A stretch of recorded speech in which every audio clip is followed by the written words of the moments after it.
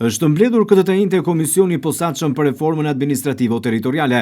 Në fjalën e mbajtur bashkëkryetari për reformën, Damian Gjiknuri, tha se 10 vite janë një periudhë më se mjaftueshme për të riparë çdo politikë publike në përgjithësi, si arsye të ndryshimeve demografike, ekonomike dhe rikonceptimit të hapësirës urbane.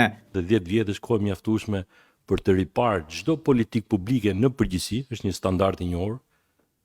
5 deri në 10 vjet, si dhe 10 vjeçi është periudha më se e mirë. Pse? Ka ndryshime demografike, ka ndryshim ekonomik, ka rikonceptim të pjesës urbane, e ka dhe lëvizje migratore, patjetër që e diktojnë një nevojë. Damian Gjiknuri theksoi se decentralizimi dhe efektiviteti i qeverisjes vendore janë të lidhura pikë së pari me kapacitetet e burimeve njerëzore dhe mundësitë e burimeve të njësive për të krijuar të ardhura. Reforma administrative territoriale nuk ka të bëjë me aspektin elektoral, ndaj nuk duhet të jetë lajtmotivi i saj, thjesht numri bashkive si listë dëshirash, theksoi ndër të tjera Gjiknuri.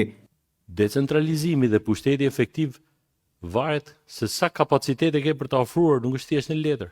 Fillohet që nga burimet njerëzore, nga mundësitë që ke për të krijuar të ardhura, dhe prandaj është shumë e rëndësishme që ne të vendosim disa standarde tek pjesa e metodologjisë. Unë mendoj këtu duhet fokusohet debati tashmë në këtë fazë.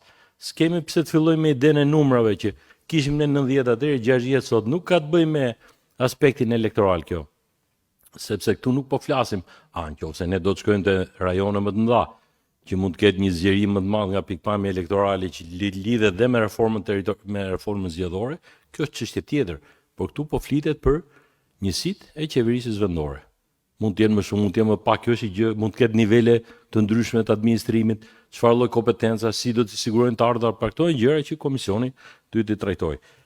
E them këtë që le të fokusohet për të hequr ato nevojat për të bërë atë shohun politik me njëri tjetrin, tek metodologjia, tek white paperi dhe shumë mirë, dhe ai do të jetë pjesë e konsultimit publik, me qëllim që të adresojmë qëllimin që kemi vënë vetes.